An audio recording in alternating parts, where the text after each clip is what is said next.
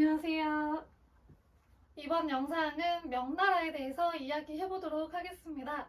지난 영상에서 원나라 말기에 백령교도의 난이 일어났고, 그리고 그 백령교도 안에서 홍건적이라는 무리가 있었고요. 그 무리에 있던 주원장에 의해서 명나라가 건국이 되었다고 잠깐 이야기하였습니다. 이 주원장은요, 황제의 시우가 이제 홍무제고요. 그 홍무제 같은 경우에는 자신이 이제 황실 출신이 아니고 좀 미천한 출신이었기 때문에 그거에 대한 콤플렉스가 좀 있었다고 해요. 그래서 그 자신을 좀 비하하는 듯한 단어를 사용하는 것을 금지하는 문자의 옥을 실시하기도 하였습니다. 그리고 나서 이제 황제의 독재 체제를 많이 정비하려고 하였습니다.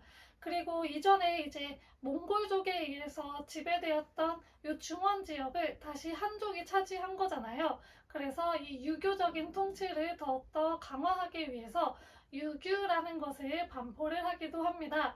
또한 몽골족을 완전히 일수하기 위해서 만주 지역 쪽에 위소를 설치를 해서 이 북변을 강화하는 정책을 실시하기도 하였습니다. 또한 이제 백성들과 농민들을 좀 안정시켜야 됐기 때문에 그런 농민 안정책들도 실시를 하였습니다. 토지를 조사해서 어린도책이라는 것을 편찬을 했고요. 인구를 조사해서 부역황책을 만들었습니다. 그리고 이갑제를 실시를 해서 그 향촌 조직 내에서 세금을 징수할 수 있게끔 하는 정책도 실시하였습니다. 또한 이제 원나라 말기에 사회가 혼란스러워지면서 유랑민들도 많이 발생을 하게 되었는데요. 이 유랑민들의 안정을 위해서 이들을 그 화북 지역으로 이주를 시키고 분전을 실시하였습니다. 중국은 이제 계속해서 삼성 육부제를 실시를 했었는데요. 그 삼성이 하나였던 중서성이 있는데 이 중서성이 좀 권력이 강했어요. 그래서 명나라 홍무제 때는 이 중서성의 권한을 약화시키기 위해서 통정사사라는 것을 설치를 합니다. 그리고 나서 이후에는 이 호유용의 옥이라는 사건이 있었는데요. 이 사건을 거치면서는 결국 이 중서성마저 폐지를 시켜버립니다. 그리고 원나라 때 지방을 통치하던 행중서성이라는 제도가 있었는데 이 기구를 폐지를 시키고요. 포정사사, 도지휘사사, 안찰사사로 나뉘어서 민정, 군정, 사법을 분리시켰습니다. 이렇게 해서 지방을 통치를 하였습니다. 또한 반명 세력하고 외부 세력하고 결합할 것을 우려해서 해금령이라는 것을 실시하기도 합니다. 이후 영락제는요, 반란을 통해서 권력을 잡은 황제인데요. 이 전에 건문제라는 황제가 있었는데요. 이 건문제가 삭번정책이라는 것을 실시하게 됩니다. 그러자 이 영락제가 북경 지역에 분봉을 받아서 거기서 있던 왕자였는데 이 영락제가 건문제의 삭번 정책에 반대를 해서 병사를 일으키고 반란을 일으켜서 황제의 자리에 오르게 됩니다. 이 명나라는 원래 남경에다가 수도를 정했었는데요. 이 영락제 같은 경우에는 자신의 근거지가 북경이었기 때문에 수도를 북경으로 옮겼습니다. 그리고 이 북경 지역이 북쪽 지방에 대해서 군사적으로도 또 빠르게 대처를 할 수 있었기 때문에 훨씬 더 이점이 있었다고 생각했던 것 같습니다. 이 영락제의 반란에 있어서 환관들이 굉장히 많은 도움을 줬어요. 그래서 이 시기 이후로 환관들의 세력이 점차 강해지게 됐고 동창이라는 것을 또 설치를 해서 여기에 사례태감이라는 직책을 맡으면서 세금도 징수하고 또 군대를 감시하는 등의 권력을 행사하기도 하였습니다.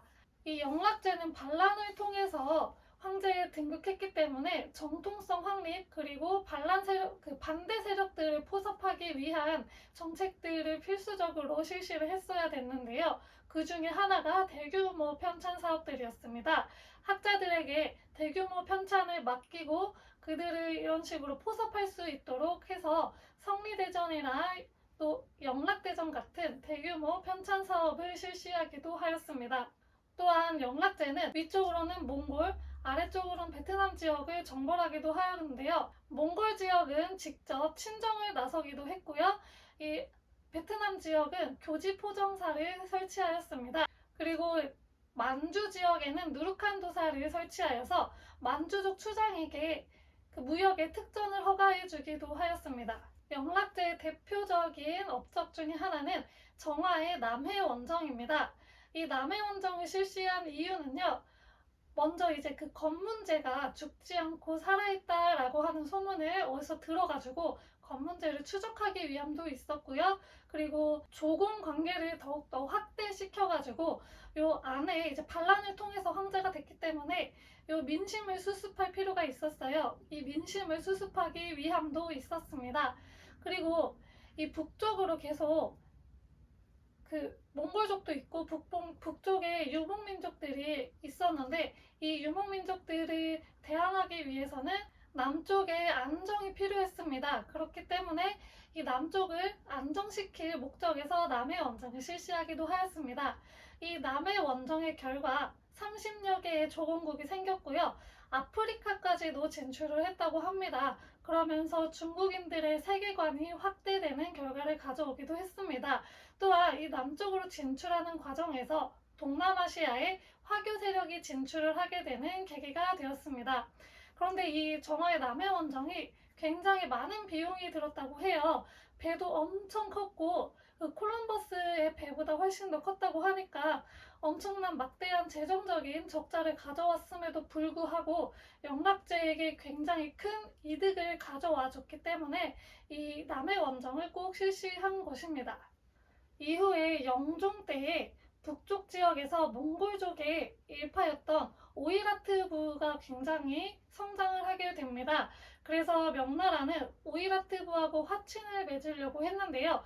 오이라트부하고 화친 맺는데 실패를 하게 되었고, 이때 환관이었던 왕직이라는 사람이 영종에게 직접 이제 친정에 나갈 것을 요구를 해요. 그래서 이 영종이 친정에 나가지만 결국에는 인질로 잡히게 됩니다. 그러면서 이제 동생이었던 경태제가 즉위를 하는데요. 이 영종이 후에 이제 풀려나게 돼가지고 다시 명나라로 돌아왔는데 자신도 모르는 사이에 동생이 황제 자리에 올라 있는 거예요. 그래서 이제 이현이라는 사람의 도움을 받아서 다시 황제 자리에 오를 수가 있었고, 이 이현이라는 사람을 수보라는 관직을 새로 만들어서 여기에 임명을 하게 됩니다. 이 수보는요, 황제하고 독대할 수 있는 그런 정치적인 실권을 가진 사람을 이야기해요. 후에 그래서 이 수보직을 놓고서 당쟁이 치열하게 전개되기도 하였습니다. 이후 이제 정덕제 때에는 환관들의 그 만행이 더 심해지게 되는데요. 이 유근이라는 사람을 비롯한 환관 8호가 발흥을 하게 됩니다. 이때 이제 유육, 유칠의 형제가 살고 있었는데 환관들이 이 사람들에게 이제 뇌물을 줄 것을 요구를 해요. 근데 이 사람들이 뇌물을 바치지 않았어요. 그러자 환관들이 이 사람들을 이제 도적으로 몰고 갑니다. 그래서 이왕 도적으로 몰렸잖아요. 도적으로 몰린 김에 진짜 도적이 되자 해서 도적의 무리에 들어가게 되고 반란을 일으키게 됩니다. 이렇게 좀 사회가 좀 혼란해지고 있었고, 북쪽에서는 뭐 오이라트부, 타타르부 등의 여러 부족들이 발흥을 하고 있고, 남쪽에서는 또 왜구가 활발하게 또 활동을 하고 있었어요. 이 왜구들은 이 명나라가 해금령을 실시를 하면서 무역을 막자 자유롭게 무역을 하고 싶던 사람들이 있잖아요. 더 많이 무역을 하고 싶고 이런 사람들이 밀무역도 하고 또 왜구로 활동을 하게 된 것인데요. 이런 사회적 혼란 속에서 혼란이 있었고 안으로 밖으로 이렇게 사회적 혼란이 있는 와중에 장거정이라는 사람이 등장을 해서 개혁을 실시를 하게 됩니다. 먼저 이제 고성법이라는 것을 실시를 하는데요. 이 고성법은 관리들이 어떠한 사안을 집행을 해야 되잖아요. 이거를 꼭 기간 내에 할 수 있도록 하고요. 한 달마다 그 사안 집행 사항을 그 중앙으로 올릴 수 있도록 했던 거예요. 그래서 매년 사안을 집행했던 것들을 이제 모아가지고 1년 동안 어떻게 했는지 결산을 했던 것을 고성법이라고 이야기합니다. 이로 인해서 이제 관리들이 평가했던 거고요.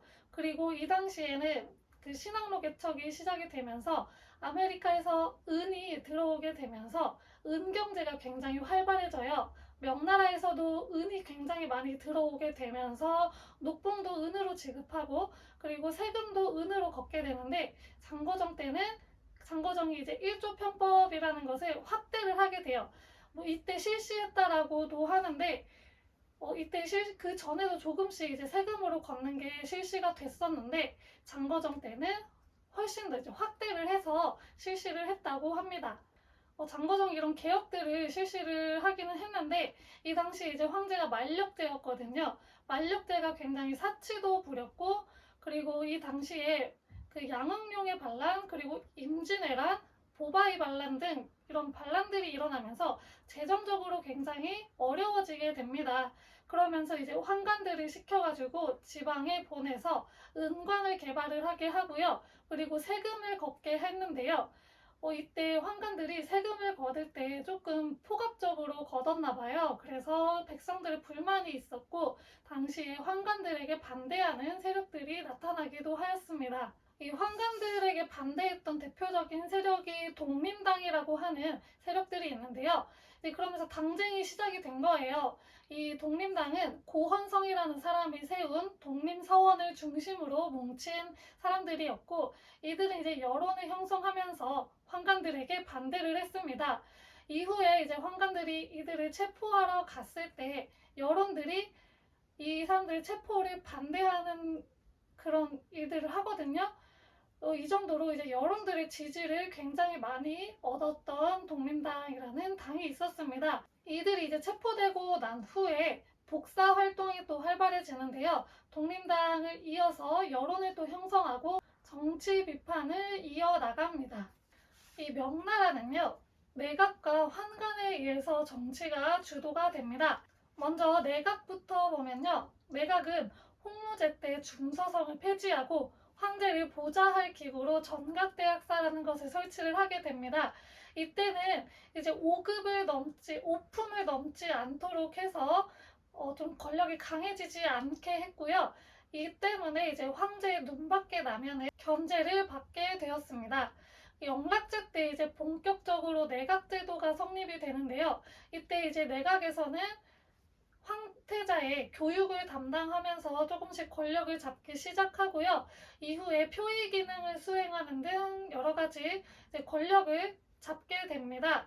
내각이 본격적으로 권력을 강하게 잡을 수 있었던 것은 영종 토목부의 변 이후에 수보제도가 성립이 되면서인데요. 이 수보라는 존재가 황제하고 독대를 할 수 있는 자리였기 때문에 굉장히 강한 권력을 가지고 있었어요. 장거정 또한 이 수보였는데 이 수보 자리에서 고성법이라는 거 아까 실시했다고 했잖아요. 관리들을 통제했던 자리인데요. 이 고성법을 실시함으로써 수보의 지위가 정점을 찍게 됩니다. 또 환관 같은 경우에는 이 홍무제 때는 황제 강화 정책을 펼치면서 내각뿐만 아니라 환관들도 굉장히 억압했는데요. 왜냐하면 이전에 중국의 역사들을 보면 환관이 굉장히 권력을 잡으면서 굉장히 혼란스러워졌잖아요. 그래서 이를 방지하고자 환관에게 글씨를 못 배우게 하는 등 굉장히 통제를 했어요. 그런데 이제 영락제가 반란을 일으킬 때 환관의 도움을 많이 받아서 이 환관들을 대우를 해줄 수밖에 없었습니다. 그리고 이제 동창이라는 것을 설치를 하고 여기에 사리태감에 임명이 되면서 군대를 감시하고 또 세금을 징수하는 등의 일을 펼치면서 권력을 잡고 중앙 정사에 점차 이제 관여를 하게 되면서 굉장히 큰 권력을 잡게 됩니다. 대표적인 환관으로는 왕직, 위충현, 유군 등이 있습니다. 명나라는 계속되는 이제 환관의 그런 횡포와 이런 것 때문에 백성들의 불만이 굉장히 차 있는 상태였습니다. 이 가운데서 이제 이자성이라는 사람이 등장을 하게 되는데요. 이자성은 3년 동안 면세 혜택 그리고 토지의 균등 분배 등을 내세우면서 농민들의 지지를 얻게 됩니다. 그러면서 스스로 신순왕에 오르고요. 대순이라는 나라를 건국을 하게 됩니다. 그러면서 이제 명나라가 멸망을 하게 되고요. 명나라에 마지막 황제였던 숭정제는 스스로 이제 목을 매달아서 자결을 하게 됩니다. 이후에 이제 명나라의 장수였던 오삼계가 청나라를 도와서 이 이자성 세력을 위축을 시킵니다. 그래서 사실상 청나라는 거의 무혈입성으로 베이징에 들어오게 되면서 이 명나라가 멸망을 최종적으로 하게 되고 이자성 세력까지 같이 망하게 되고요. 이제 이 중원 지역은 청나라에 의해서 지배를 받게 됩니다. 이 명나라의 잔당 세력들은 이후에도 계속 있었는데요. 남명 정권을 세우기도 했고요. 그리고 타이완에서 정성공 세력, 그 정시 세력이라고 하는데 이 세력들이 존재를 계속했습니다. 이는 이제 청나라 시기에 다 멸망이 되게 되면서 결국에는 명나라의 자녀 세력까지도 모두 다 없어지게 됩니다. 명나라의 가장 대표적인 학문으로는 양명학이라는 게 있습니다. 양명학은 왕양명에 의해서 정리가 됐는데요. 이는 성리학과는 다르게 심증리를 이야기를 했고요. 그리고 지행합일설을 이야기합니다.